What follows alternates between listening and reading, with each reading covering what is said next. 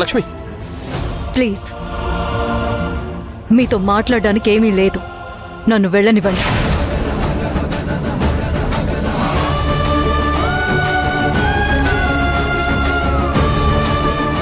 మీరేమనుకోకండి అల్లుడు గారు, కొంచెం టైం ఇస్తే నేను దానికి సర్ది చెప్తాను. ఈ సమస్య నుండి పరిష్కారం దొరుకుతుందనే నమ్మకం లేదు అత్తయ్య గారు. ప్రతిరోజు పొద్దున్న లేవగానే ఆ రోజు ఎలా గడుస్తుందో అని చాలా భయంగా ఉంది. అర్థమైంది బాబు, కానీ పరిస్థితులు ఎప్పుడూ ఇలాగే ఉండవు కదా. దానికి తగ్గట్టు పరిస్థితి, మనస్థితి అన్నీ మారిపోతాయి. అసలే మీరు టెన్షన్లో ఉన్నారు. మళ్ళీ మేము టెన్షన్ పెడుతున్నామని అనుకోవద్దు బావా. కానీ అన్నిటికంటే ముందు ఈ ఇంటి సమస్యకు పరిష్కారం వెతకాలి. మళ్ళీ ఏమైందమ్మా? ఈ రోజు గుట్టంతా బయటపడుతుంది అని అనుకున్నాం బావా. మీరు రాకముందు ఓనర్ వచ్చారు. ఎక్కడ మీకు ఎదురు పడతారోనని కంగారు పడ్డాం.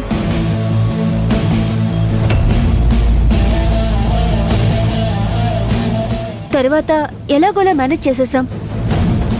అసలు విషయం ఏంటంటే 60 లక్షల డబ్బు అరేంజ్ చేస్తే ఈ ఇల్లు మాకే అమ్ముతామని చెప్పారు.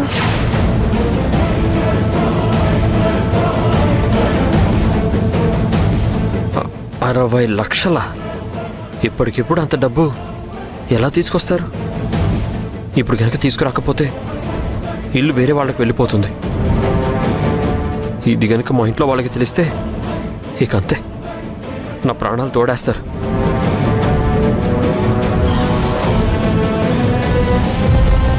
జరగకూడదు, అలా జరగకూడదు.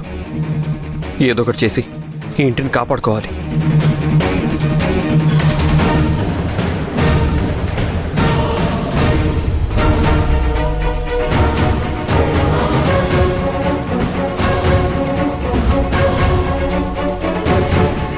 అంత డబ్బు ఎక్కడి నుంచి తెస్తారు?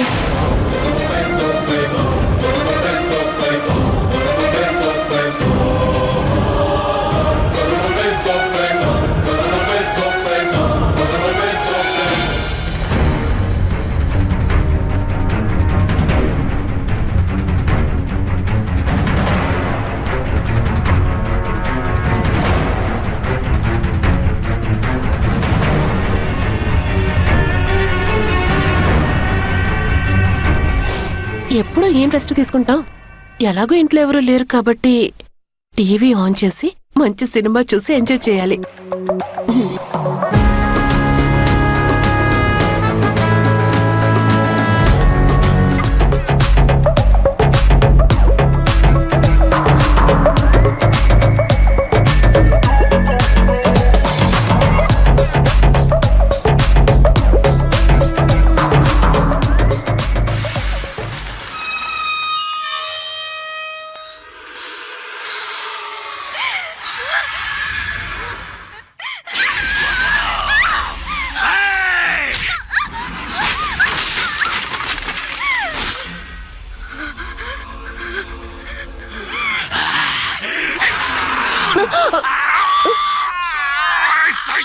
అమ్మో దేవుడా,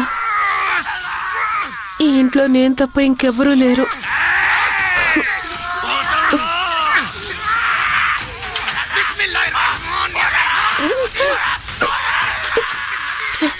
ఈ దెయ్యం సినిమా వద్దు, ముందు ఛానల్ మార్చేయాలి.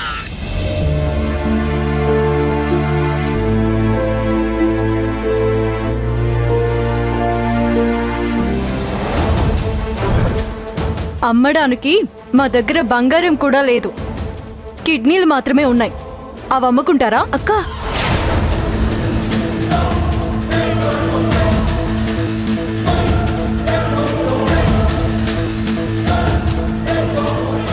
లక్ష్మి ప్లీజ్, దయచేసి ఏదో ఒకటి అనకండి. నేనే ఏదో ఒకటి ప్లాన్ చేస్తాను, సరిపోతుంది. అత్తయ్య అడుగుతోంది, ఏం ప్లాన్ చేస్తారు? అప్పుడే చెప్పాను కదా, లాకర్లో పెట్టిన కట్నం డబ్బులతో ఈ ఇల్లు కొందాం.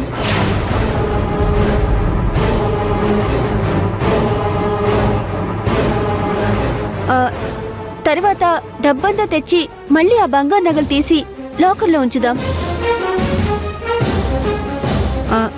ఏమంటావు బావా?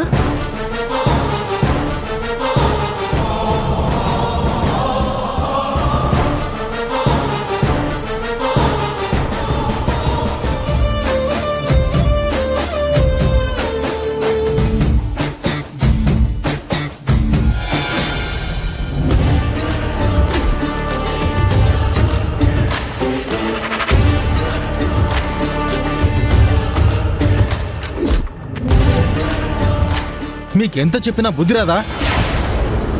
కుక్కతో ఒక వంకర అన్నట్టు మిమ్మల్ని సరైన దారిలో తీసుకెళ్దామంటే వినరా?